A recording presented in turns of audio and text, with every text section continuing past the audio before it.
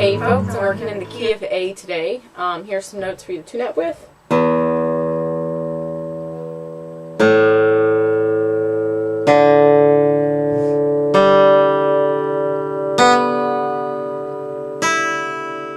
I'm pretty sure I'm in standard tuning, so if you have a tuner that should be fine.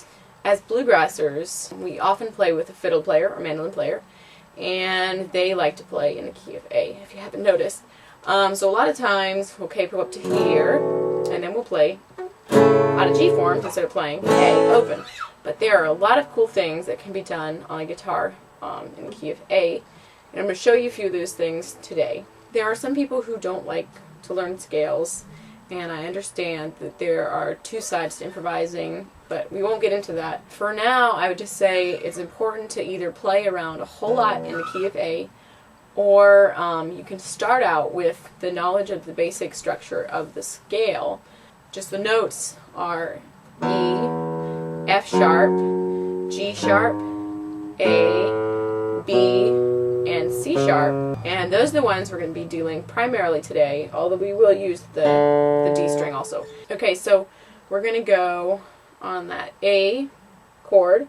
And I prefer to play it with this finger and only that finger most of the time, because that leaves these three fingers down here free to walk around on the scale down here. So we're going to go and then reach down with your ring finger for that 4th fret on the bottom string, and then with your middle finger reach down one more whole step to the F sharp, the 2nd fret, and then the bottom, and release these fingers. And you don't have to move them very much, but then just play the E chord. And fast, that sounds like.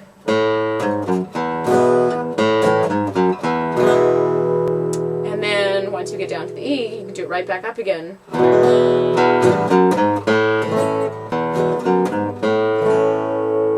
And then once you're to the A and you want to go to the 4 chord, which would be a D, then you can just go. And then reach that index finger over, and then your ring finger, and then an open D.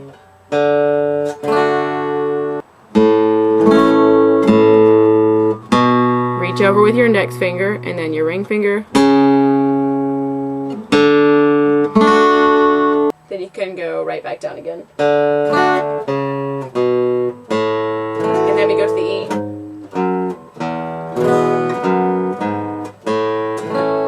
I'll just play a little bit of variation using only those notes in the bass. It's really, really simple.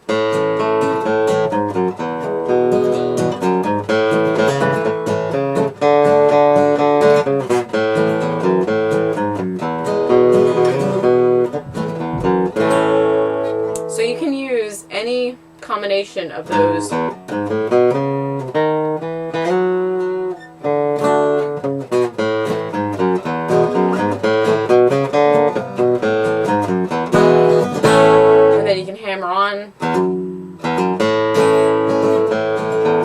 That's on the 2nd fret, and again, since these fingers are free, you can do pretty much whatever you want with those fingers.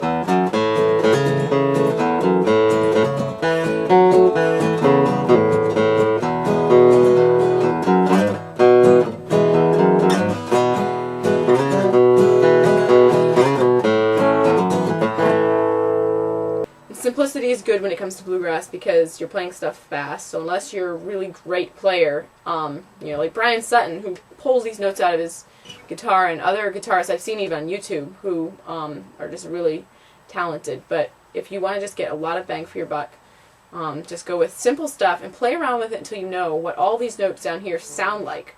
And then when you're going to play backup, you don't have to think, okay, here's this note and this note and that note. It just comes naturally once you play a while, and you can play what you can hear in your head for bass notes.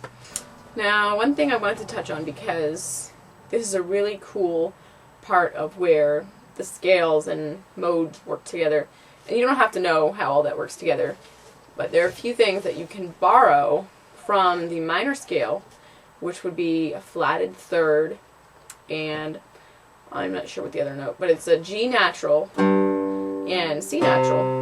So if you're playing in A minor, you can transition from chords, or you can just play around with the A minor chord with your pinky here on these two notes. So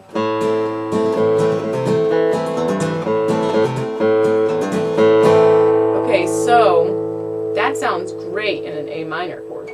Now, watch what happens when you play an A major chord and those notes over it. And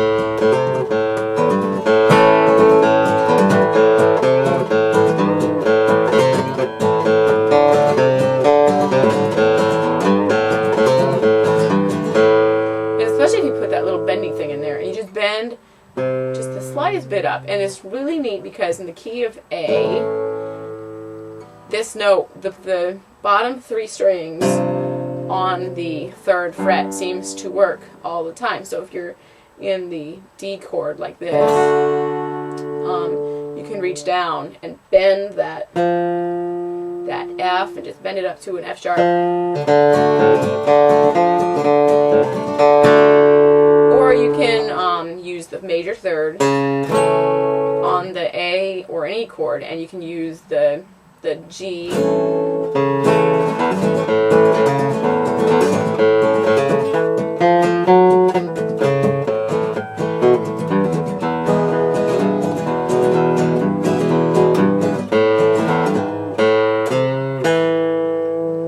So there you have a few tips that I picked up from other people and from playing around on the guitar. It's really just important to play around with the guitar. Know where your notes are that sound good in any given key.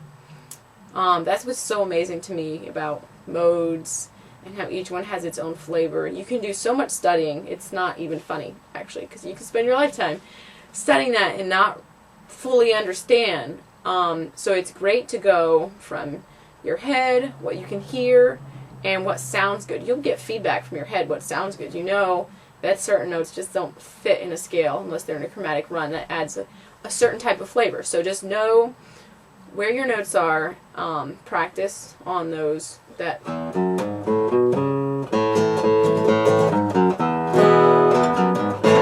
normally in bluegrass flat picking you do an up, down, down, up, down, up. I was confused that down, up, down, up, down on the downbeat and up on the upbeat.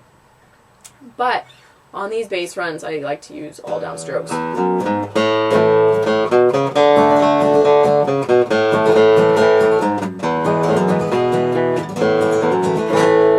Now, one other thing I wanted to mention, once you're comfortable with all these notes and you know where the notes are and what they sound like, you can incorporate melodies into the bass line. And it sounds like to me like clawhammer banjo. So I'll just demonstrate. This is the hymn, I Have Decided, or chorus, whatever. I have decided to follow Jesus. If you know the tune, you'll be able to hear it, but hopefully you'll be able to hear it anyway.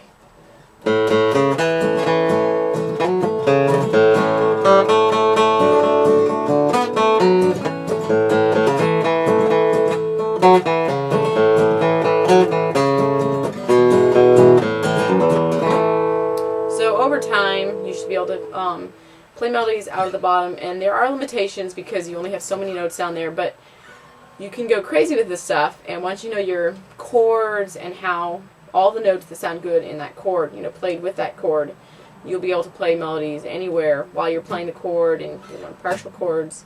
But anyhow, that's beyond my realm of teaching, so I'm trying to learn that stuff myself.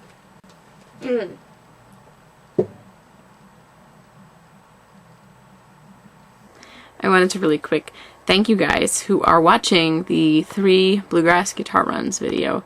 I was so shocked and pleased to see that there were 50,000 hits on it. I couldn't believe it. Hopefully some of the things that I've learned from others along the way, I've been able to pass on to you guys, and you guys have been able to learn something. So have a great day, and please come back to see more videos.